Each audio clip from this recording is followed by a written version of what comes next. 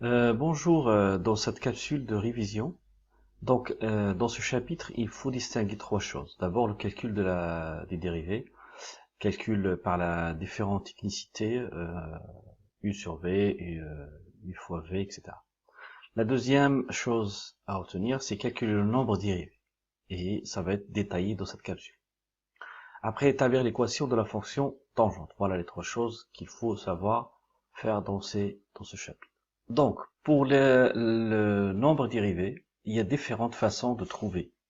C'est pour ça que ça crée une confusion et une difficulté. Donc, je vous invite à vraiment regarder cette capsule doucement et se poser des questions, et me poser des questions, si vous n'arrivez pas à distinguer certains cas. Alors, le premier cas, c'est quand on a une droite. Une autre droite que la droite tangente, d'accord?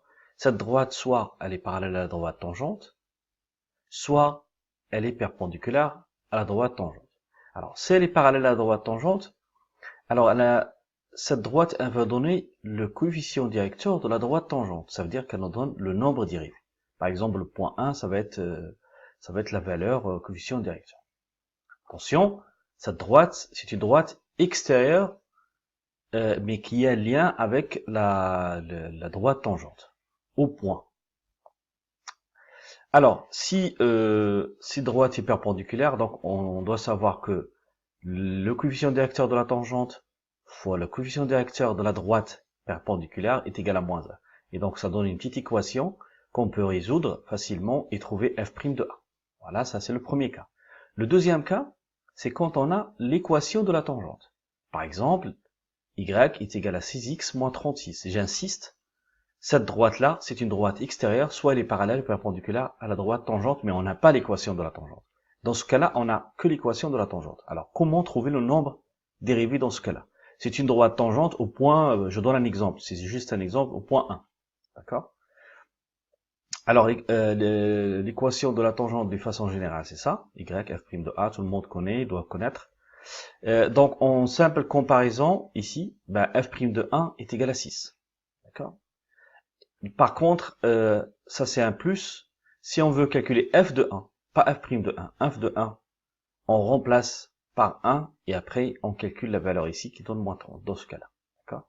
Alors, l'autre cas qu'il faut distinguer, c'est quand on a un graphique. L'objectif, c'est toujours trouver le nombre dérivé, dans ce cas-là, dans ce cas-là ou dans ce cas-là. Donc, dans ce cas-là, on a la tangente, mais graphiquement, on doit savoir calculer sa pente, son coefficient directeur, ce qui nous donne finalement, par exemple, dans ce cas-là, 3 cinquièmes, 3 sur 5, avec un plus parce que la droite elle monte, f' de 1 est égal à 3 cinquièmes, au point d'abscisse A. En l'occurrence, ça peut être un 1 ici. Voilà. Donc on a 1, 2, 3 cas. Le quatrième cas, c'est quand on a la formule de f de x. Alors, quand on a la formule de f de x, on va voir qu'il y a plusieurs cas possibles. Alors d'abord, pour calculer f', on calcule f de x. Donc faites la différence entre f' de 1 et f de x1. Ça, c'est un cas particulier. Ça, c'est le cas général. Sur sachant que n'importe quel point de la droite, de la courbe, elle peut admettre une tangente ou une demi-tangente. On va voir ça après. Donc f' de 1 est égal à moins 2, plus 2 est égal à 0. D'accord? Donc on passe par f' et on calcule f' de 1. Voilà. Dans le cas, on a une formule. Après, calculatrice. Donc la calculatrice, regardez la capsule 7, j'ai bien expliqué comment entrer la valeur de f et retrouver la valeur de f' selon les cas, ce qu'on veut. Parce que normalement, il y a une infinité de nombres dérivés. La dernière chose à connaître, c'est la définition. D'accord? C'est la définition.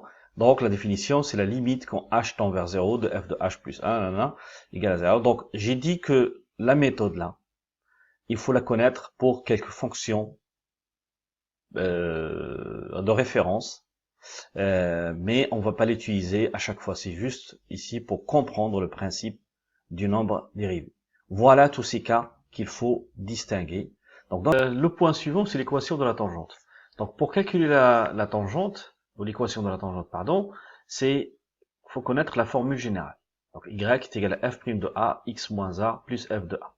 D'abord, il faut qu'on trouve le petit a, ensuite le f' de a, et après f de a. Alors c'est quoi f' de a? C'est tout ce qu'on avait vu au début de cette capsule. Donc si vous n'avez pas compris, il faut revenir sur le début de la capsule et se poser des questions. Alors a en général, bon, c'est l'abscisse du point tangente. Et f de a, ben, c'est l'image de l'abscisse du point tangente. Voilà. Donc, le premier point, c'est le nombre dérivé. Donc le nombre dérivé, il faut voir au début de cette capsule. Tout ce qu'on avait vu, c'est ça. A, l'abscisse du point tangente. C'est en général donné dans l'exercice et rarement c'est à trouver. D'accord? Après, l'image de l'abscisse du point tangente, il y a le premier cas, c'est peut-être si on a un graphique, comme on avait vu au début de cette capsule, donc on peut le lire graphiquement. Après, on peut calculer à partir de la formule de f, donc simple calcul comme au niveau secondaire avant. Et après, on peut le calculer si on a toujours la formule de f par la calculatrice. Voilà.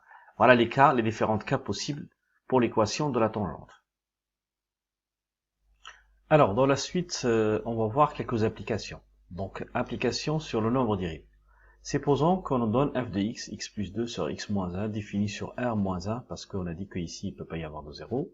Alors, la question, c'est trouver f' de 3 directement, ou bien des fois, ils disent trouver le nombre dérivé de l'abscisse des points A3, quelque chose. Je ne vais pas dire quelque chose parce qu'on peut le trouver. Alors, on se pose la question sur la forme. Parce que pour trouver f' de 3, donc il faut trouver f de x d'une façon générale, et après, trouver en particulier 3. Donc ça, on a vu dans la capsule que c'est possible par la définition, mais ici, si on applique la définition, ça va être un peu compliqué à calculer. Sauf, c'est des fois, il demande vraiment d'utiliser la définition. Donc, quand on a posé la question sur la forme, u sur v' est égal à u'v moins uv' sur v carré, attention à l'ordre, gardez toujours le même ordre. Donc, f' de x, donc j'utilise toujours la même méthode. Donc, je mets mes parenthèses par u', il est là. Après, v, moins u.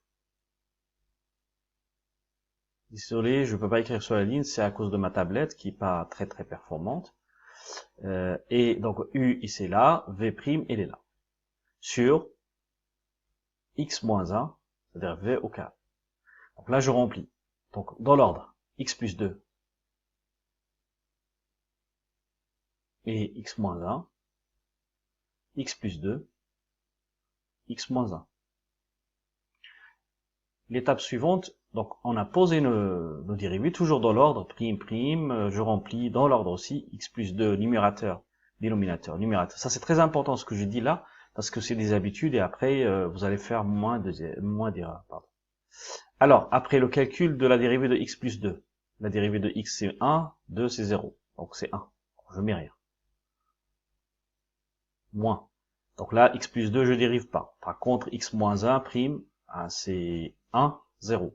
Donc ça, il faut connaître les dérivés élémentaires. Attention à ces parenthèses, attention à ce moins, je le dis plusieurs fois, je le redis. Voilà. Et donc là, si j'enlève les parenthèses, donc ça va faire x moins 1, moins x moins 2, sur x moins 1 au carré. Donc, ce x simplifie avec ce x, et donc moins 1, moins 2, ça fait moins 3 sur x moins 1 au carré. Alors, on n'a pas encore fini parce que nous, on veut f' de 3. Donc, on a la formule de f' de x d'une façon générale. Voilà. Et donc, là, ça me donne f' de 3. Il suffit de remplacer ici. Donc, ça fait moins 3 sur 3 moins 1 au carré, ça fait 2. 2 au carré, ça fait 4. Donc, c'est moins 3 quarts. Voilà. Et donc, j'ai répondu à la question. Alors, je vais utiliser ma calculatrice pour vérifier.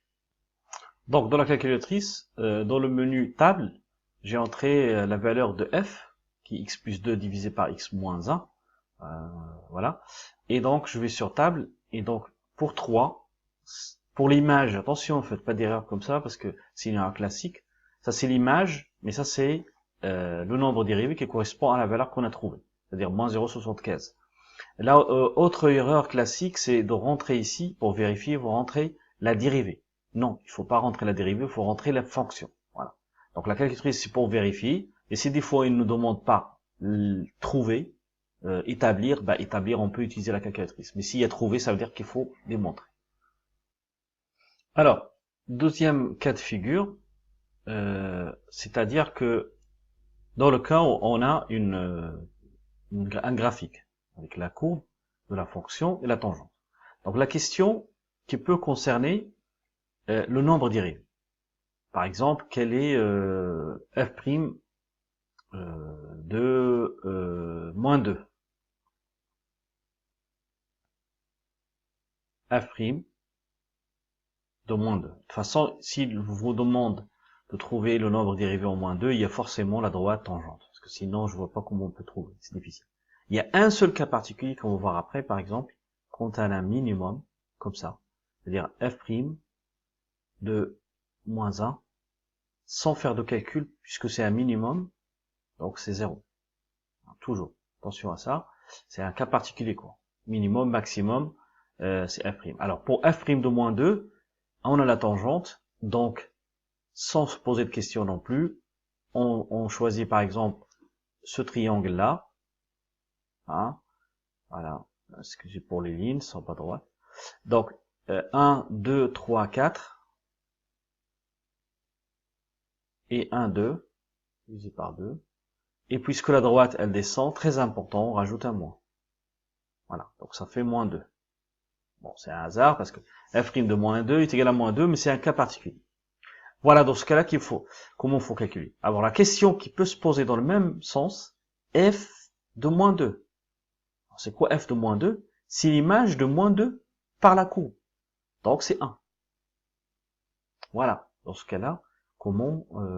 Alors, on peut faire d'une pierre deux coups et voir comment trouver l'équation de la tangente. Mais l'équation de la tangente, c'est l'équation de cette droite.